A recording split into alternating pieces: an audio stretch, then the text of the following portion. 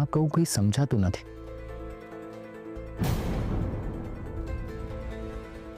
ક્રિશ, શું થયું બેટા? કોઈ પ્રોબ્લેમ છે? મમ્મી, પ્રોબ્લેમ તો ના કહી શકાય. બધા આપણને સપોર્ટ કરે એ જરૂરી નથી. તું કહેવા શું માંગે છે બેટા? હું કંઈ સમજી નહીં.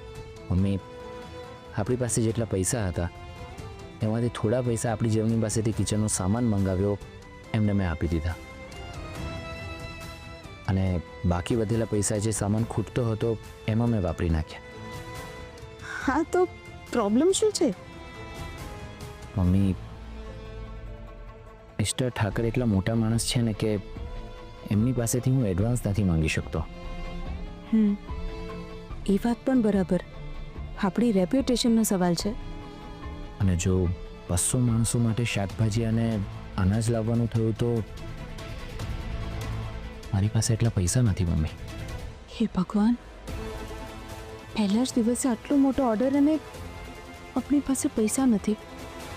હવે શું કરીશું કંઈ સમજાતું નથી. અરે હા, ક્રિશ તો એક કામ કરી શકે ને.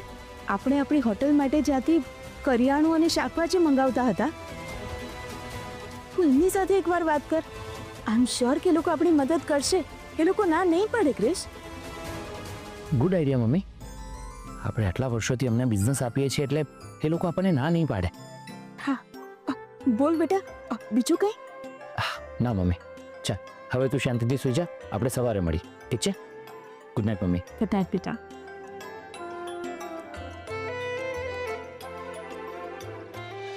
હે ભગવાન, મારા દીકરાઓ જે નવો બિઝનેસ શરૂ કરી રહ્યા છે એમાં કોઈ વિઘ્ન ના આવે એવી કૃપા કરજો. ઘણા સમય પછી મારા જીવનમાં આશાનું એક કિરણ દેખાઈ રહ્યું છે. મારા પરિવારના જીવનને ઉજાગર કરજો ભગવાન. અરે નો વે, હું કંઈ નથી જાણતો.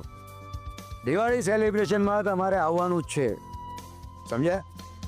અરે અરે સાહેબ, આ પોલિટિક્સ છે ને એકદમ થેન્કલેસ જોબ છે. તો વર્ષમાં એક વખત તો ફેમિલી અને મિત્રો જોડે સમય કાઢવો જ જોઈએ ને. યા હા, જો સાહેબ, હું તમારી રાહ જોઈશ. હા ને? અને તમે ફેમિલી જોડે જ આવજો પ્લીઝ. ઓકે, ચલો bye. Thank you. Excuse me sir. Yes, good evening. Very good evening. Do you know me? અરે સર, તમને કોણ નથી ઓળખતું? યુ આર સચ અ ફેમસ પર્સનાલિટી. આખા સુરત શહેરમાં એવું કોઈ જ નહીં હોય જે તમને ના ઓળખે. વેલ, તમારી ઓળખાણ? સર, હું કિયારા, એમએસબી ગ્રુપ્સ ઓફ હોટલની ઓનર. હા. ઓ યાર, મારા પીએ કહ્યું હતું કે તમારો ફોન હતો. હું તમને ઘરે જઈને ફોન કરવાનો જ હતો. સો નાઇસ ઓફ યુ સર. આટલા બિઝી સ્કેડ્યુલમાં તમારા જેવા મોટા માણસ અમારા જેવા નાના માણસની વાત યાદ રાખે છે. હા જ બહુ મોટી વાત છે. વેલ, મારી નજરમાં કોઈ નાનું કે મોટું હોતું જ નથી. પોતપોતાની જગ્યાએ બરાબર જ છે. અરે સર, આ તો તમારી મહાનતા છે. બાકી આજના જમાનામાં આવો ફાલતુ ટાઈમ કોની પાસે હોય છે? વેલ, એમએસબી ગ્રુપના માલિક તો કોઈ લેડી હતા ને, right?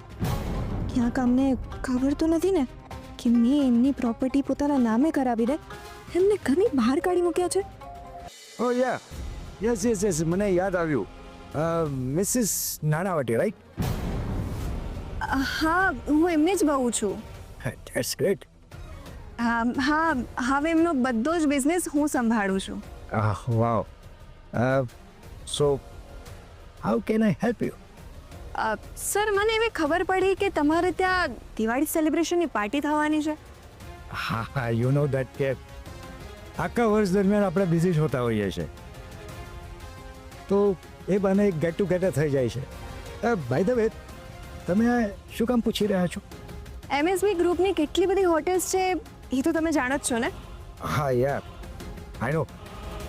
So if you don't mind, તમારી પાર્ટી માટે ફૂડનો ઓર્ડર અમારી કંપનીને આપશો ને તો મને બહુ જ ગમશે. વેલ, મને પણ ગમશે. ઓ રિયલી?